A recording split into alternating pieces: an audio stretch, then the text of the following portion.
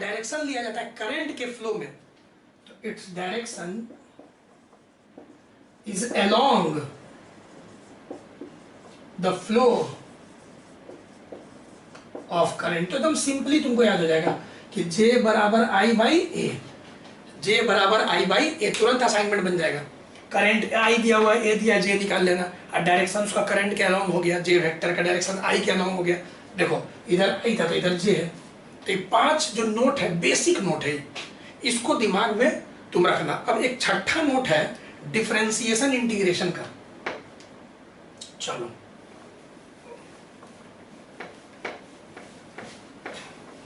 देखिए, differentiation integration का एक छठा नोट है।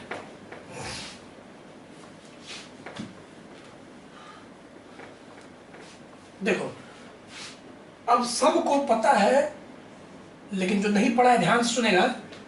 क्या बताए थे आज कि चार्ज दिया रहेगा, मान लो टाइम का फंक्शन, चार्ज क्यू दिया रहेगा, चार्ज टाइम का फंक्शन, फंक्शन ऑफ टाइम, सुनते रहना। इसको डिफरेंशिएट करेंगे तो करंट मिलेगा as a function of time.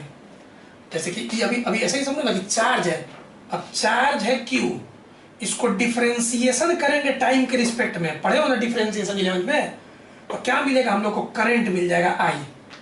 तो चार्ज दिया हुआ है अगर फंक्शन ऑफ टाइम, अभी सवाल बनाएंगे तो उसको डिफरेंशिएशन करेंगे, डिफरेंशिएशन टाइम के रिस्पेक्ट में, तो करंट मिलेगा। और करंट का उल्टा इंटीग्रेशन करेंगे, क्या बताए थे, डिफरेंशिएशन और इंटीग्रेशन एक दूसरे का रिवर्स है, उल्टा है। तो करंट का इंटीग्रेशन करेंगे टाइम के रिस्पेक्ट में, तो चार्ज मिल जाएगा। जैसे कि अगर करंट दिया हुआ उसका इंटीग्रेशन कर देंगे टाइम के रिस्पेक्ट में, ये देखो, तो क्या मिल जाएगा, अमाउंट ऑफ चार्ज क्यू मिल जाएगा। और टाइम दिया रहता है कहीं ना कहीं लिमिट T1 से T2, T1 से T2, 0 से 2 सेकेंड, अभी सवाल बना के दिखाएंगे, ठीक है। तो ये भी कॉन्सेप्ट इंपॉर्टेंट है, लेकिन इसको यूज में लाने से पहले एक बार हम रिव्यू करवा दें।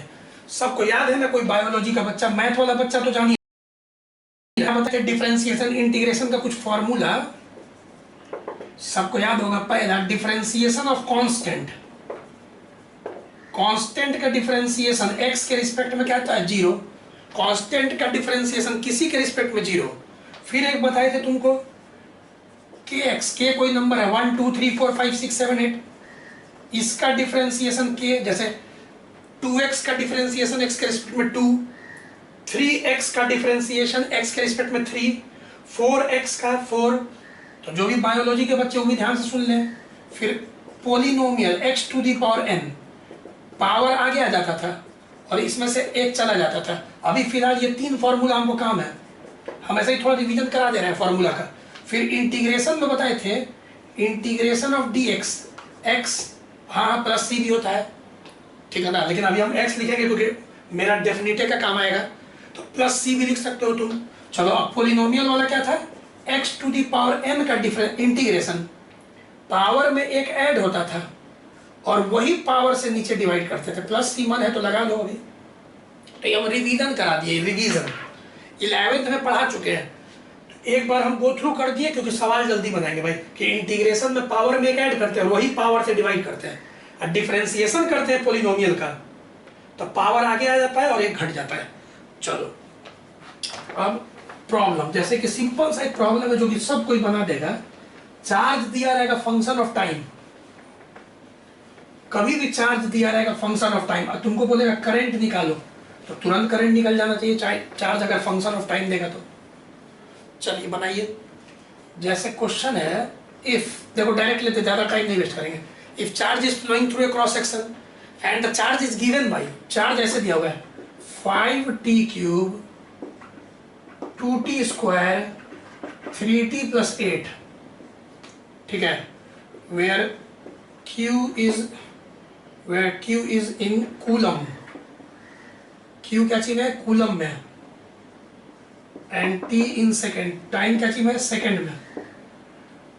q कूलम में है, t सेकेंड में, मतलब ऐसा यूनिट में है। फाइंड करंट एट t बराबर 2 सेकेंड। अब सारा बच्चा बना देगा, ये सब तो बच्चा वाला एकदम इजी सवाल है यार। अब चार्ज दिया हुआ है फंक्शन ऑफ टाइम, करंट निकालना है, चार्ज दिया हुआ है फंक्शन ऑफ टाइम, करंट निकालना है, तो क्या करोगे, डिफरेंशिएशन ऑफ चार्ज। तो यहाँ पे कॉमन सेंस है कि करंट क्या हो जाएगा, D Q by D T. अब 11 में पढ़ा चुके हैं डिफरेंशिएशन, अब डी बाई डी टी अपने जगह पे रहेगा। चलो अब क्यू का रखो फंक्शन ऑफ टाइम, क्या दिया हुआ है 5t cube 2t square 3t plus 8। चलो डिफरेंशिएशन करो, हम थोड़ा तोड़ के बताएंगे, ऐसे तुम लोग कर लियोगे क्योंकि नया बच्चा कोई है तो वो भी देखो। जैसे कांस्टेंट है 8, तो कांस्टेंट का डिफरेंशिएशन 0 होता है। फिर यहाँ 3t है, t के रिस्पेक्ट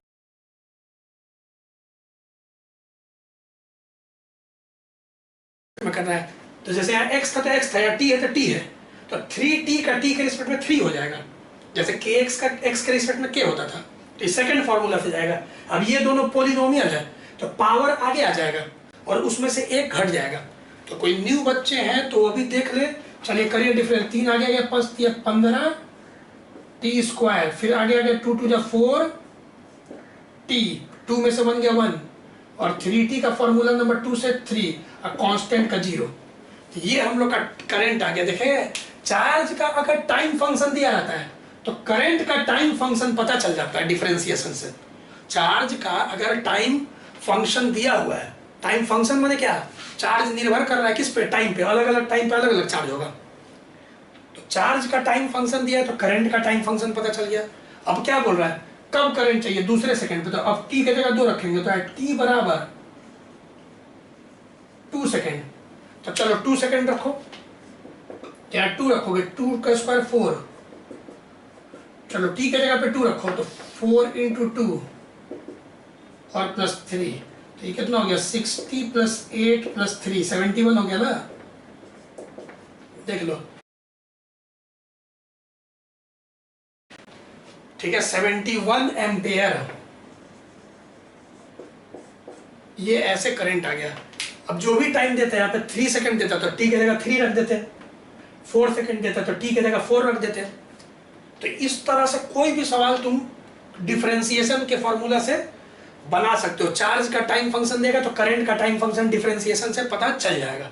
अब एक इंटीग्रेशन वाला करते हैं। अब क्या करते हैं, करंट दे देते हैं, अब बोलते हैं चार्ज निकालने के लिए। चलो इसको नोट करो, इधर इधर ही करेंगे। चलिए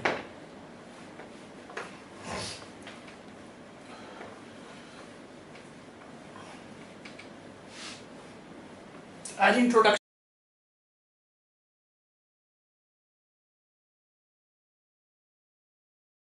क्लास है, तो बेसिक क्लास है आज का, इंट्रोडक्शन क्लास है, फर्स्ट ही क्लास है आज। तो बेसिक चीज सबको हम एक बार करवा दे रहे हैं। अब जैसे कि नेक्स्ट क्वेश्चन में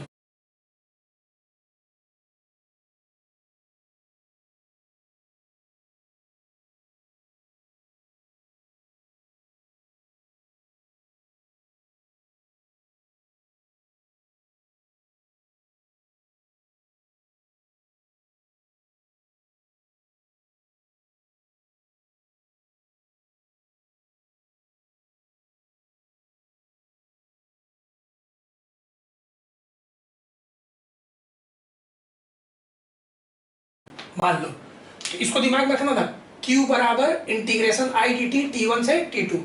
चलो ये दोनों फॉर्मूला याद रखना। यहाँ क्वेश्चन लिखते हैं ऊपर।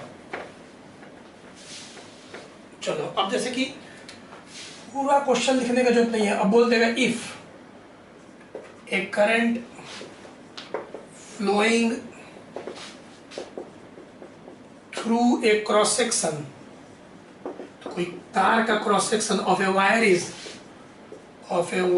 इज गिवन बाय, तो चलो भाई करंट मान लो दिया हुआ है ऐसे 3t+2 एम्पेयर, ऐसा ही एंड t टाइम में, मतलब t सेकंड में, t टाइम है और सेकंड में, ठीक है, where t is in second, ठीक है। तो करंट आ गया एम्पेयर में। अब बोल रहा है फाइंड चार्ज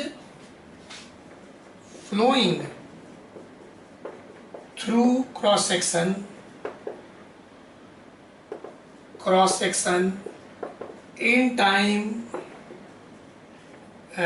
1 2 ले लेते हैं, 1 2 3 सेकेंड। चलो 1 2 3 सेकेंड, मतलब 1 से 3 सेकंड के बीच में कितना चार्ज फ्लो किया, पहले इसको तुम समझो। उधर पहले नोट कर लिए, उधर इसको नोट कर लो, इसको नोट कर लो पहले जल्दी से। देखो तो बहुत आज का इजी क्लास है क्योंकि इंट्रोडक्शन है, सब बच्चा समझ चुका है ये बात आज का। देखो जैसे खुद सोचो ना, पहले वायर है, हिंदी में सोचो वायर, एक कोई क्रॉस सेक्शन होगा, ठीक है, और इस क्रॉस सेक्शन में अपना करंट फ्लो कर रहा है। अब करंट कितना है भाई 3t + 2। अब सोचो यार करंट कांस्टेंट है कि वेरिएबल है? वेरिएबल है। अगर t बराबर 0 रखेंगे, t = 0, तो करंट आ जाएगा 2 एम्पियर। अगर t के जगह 1 रखेंगे तो 3 1 जा 3, 3 2 5 एम्पियर। फिर 2 रखेंगे तो 3 2 जा 6 7 एम्पियर। मतलब करंट का प्रवाह लगातार बढ़ते जा रहा है, वैल्यू बढ़ते जा रहा है। करंट उस वायर में करंट का वैल्यू समय के साथ बढ़ते जा रहा है। तो 1 सेकंड पे कुछ और करंट है, 3 सेकंड पे कुछ और करंट है। तो कॉमन सेंस है, यहां से जो चार्ज पास कर रहा होगा, कितना पास कर रहा होगा 1 से 3 सेकंड के बीच में। तो पहले इसको समझ लो क्वेश्चन को। अब बनाने के लिए तो तुरंत बन जाएगा कि चार्ज फ्लोन हो गया, ठीक है, I dt t1 से t2। तो यहाँ पे इंटीग्रेशन कहाँ से कहाँ, तो 0 नहीं लिए थे, 1 से 3 लिए थे। 1 सेकंड से 3 सेकंड के बीच में 0 देता तो 0 लेते, 0 से 3। और I का टाइम फंक्शन क्या है 3t + 2 dt। चलो इंटीग्रेशन सबको आता है। अब यहाँ पे 1 से 3, 1 से 3 11th में हम लोग खूब इंटीग्रेशन किए हैं। अब बताओ यहाँ पोलिनोमियल, तो 3 को छोड़ देंगे, पावर में एक ऐड करेंगे और वही पावर नीचे लगा देंगे। और 2dt का क्या होता है 2t, ठीक है। तो इंटीग्रेशन कर दिए। इंटीग्रेशन का भी 2 फॉर्मूला बताए थे ना, जैसे ऐसे रहेगा इंटीग्रेशन 2dt, तो 2 तो बाहर निकल जाएगा ना, और इंटीग्रेशन ऑफ dt क्या होता है t। तो ये सब तो बहुत सारा हम लोग कर चुके हैं बहुत बार। अब upper limit minus lower limit, तो upper limit minus lower limit. तो चलिए पहले अपर लिमिट रखिए 3 रखिए t के जगह पे, तो 3 का स्क्वायर 9, 9 3 जा 27, ठीक है, और बाई 2। फिर 3 रखिए, 3 2 जा 6, तो अपर लिमिट रख दिया। अब t के जगह पे 1 रखेंगे, लोअर लिमिट, तो 1 रखेंगे तो 3/2, 3/2 और +2, ठीक। तो यहाँ पे हम लोग का ब्रैकेट अगर तोड़ेंगे तो ये हो जाएगा 27 में से 3 गया 24/2, ये ब्रैकेट हम तोड़ दिए मन में, और माइनस प्लस माइनस 4, सही है, देख लो अच्छा से, ठीक है। तो यहाँ पे हम लोग का कितना आ जाएगा 12 4 16 कूलम्ब। तो चार्ज का ऐसा यूनिट क्या होता है कूलम्ब। तो 16 कूलम्ब, कैलकुलेशन चेक कर लेना, 12 4 16, ठीक है, कैलकुलेशन तुम देख लेना कि इस तरह से अपर लिमिट पहले रख दिए हम लोग, ठीक है। 3 का स्क्वायर 9, 9 3 जा 27/2, 3 2 जा 6, सही है। फिर 1 रखेंगे, वो भी सही है। फिर ब्रैकेट तोड़ दिए तो इससे माइनस हो गया, उससे माइनस, ठीक है, तो सही होगा। तो यहाँ पे तुम देख लेना, इस तरह से चार्ज देगा तो डिफरेंशिएशन करके करंट पता कर देंगे। टाइम फंक्शन जब देगा, टाइम के रूप में ऐसे फंक्शन देगा, और अगर करंट देगा तो चार्ज पता चल जाएगा। उल्टा, चार्ज का डिफरेंशिएशन करंट, करंट का इंटीग्रेशन चार्ज, ठीक है। तो इस तरह से बन जाएगा, नोट करिए। अब मान लो बेसिक क्वेश्चन नोट कर लो। अब बेसिक क्वेश्चन में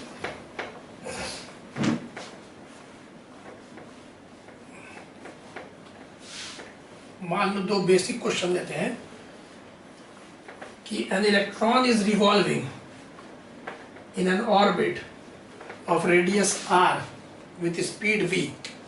देखो फेमस 1 मार्क्स का क्वेश्चन है। an electron is revolving in an orbit of radius r with speed v, find current। Simple question देगा, कॉमन सेंस है यहाँ पे। फाइंड करंट, एवरेज करंट निकालिए। करंट मतलब कि अभी तो कॉमन सेंस है कि इलेक्ट्रॉन घूम रहा है, तो सोच लो। तो अब इलेक्ट्रॉन ऑर्बिट में घूम रहा है तो सर्कुलर ऑर्बिट मानो। तो an electron is revolving in an orbit of radius r, जिसका साफ बोल रहा है तो यहाँ पे कहीं ना कहीं न्यूक्लियस होगा, कहीं ऐसे मतलब नहीं था, लेकिन इलेक्ट्रॉन घूम रहा है। गोल गोल अपना घूम रहा है आर रेडियस में, भी स्पीड से इलेक्ट्रॉन घूम रहा है। सोचो इलेक्ट्रॉन क्या चार्ज है, चार्ज लगातार भाग रहा है तो करंट तो प्रोड्यूस होगा ही। तो यहाँ पे अगर तुमसे पूछे कितना करंट प्रोड्यूस कर रहा है ये भागता हुआ इलेक्ट्रॉन, तो करंट क्या होता है, charge by time, charge by time, ठीक है। तो चार्ज बाई टाइम, तो अब बताओ चार्ज इलेक्ट्रॉन का क्या लेते हैं, ई। एक इलेक्ट्रॉन का चार्ज क्या होता है, e, elementary charge, electronic charge 1.6 × 10⁻⁻19 coulomb, तो ई होता है, ई लिखते हैं। और टाइम को यहाँ पे टी, क्योंकि सर्कुलर मोशन है, तो जब सर्कुलर मोशन होता है तो एक चक्कर के लिए, एक रेवोल्यूशन में जो टाइम लगता है, टाइम पीरियड लिखते हैं। तो ऐसे लिखा जाता है, कॉन्सेप्ट समझो। अब चलो बताओ टाइम क्या होगा, टाइम डिस्टेंस बाई स्पीड। अब हम अगर बोलेंगे टाइम, एक चक्कर में जो टाइम लग रहा है, तो टाइम क्या होता है, distance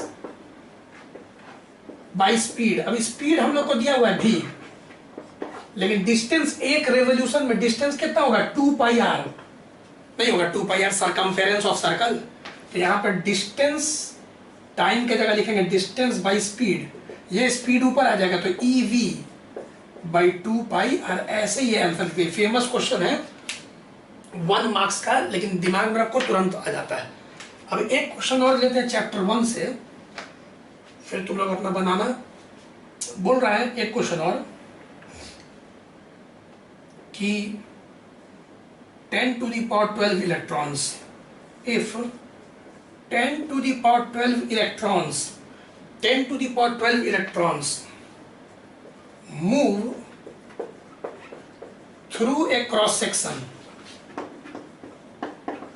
of wire, move through a cross section of wire in 2 seconds, find current। यहाँ पे भी कॉमन सेंस है, एवरेज ही करंट होगा जैसे यहाँ पे था। तो चलो इसको बना लोगे तुम लोग। क्या होता है फिर से बताओ, करंट क्या होता है, चार्ज बाई टाइम। तो करंट होता है चार्ज बाई टाइम। टाइम नीचे दिया हुआ है 2 सेकेंड, टाइम तो दिया हुआ है ना 2 सेकेंड, तो टाइम रुक जाओ पुट करेंगे।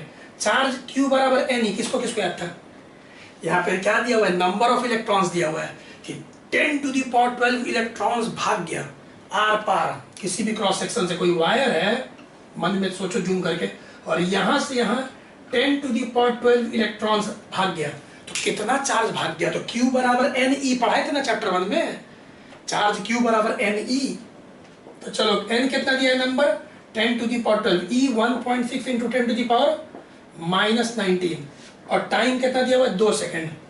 तो इसको सॉल्व करोगे तो 0.8, क्योंकि ये कट रहा है, और ये 19 और 12 17, 10⁻⁻7 एम्पियर। तो ये इस तरह से तुम्हारा 0.8 सही है ना, हाँ -7 एम्पियर, तुम्हारा इतना आंसर आ गया। क्लियर। तो इस तरह से बेसिक सवाल हो गया।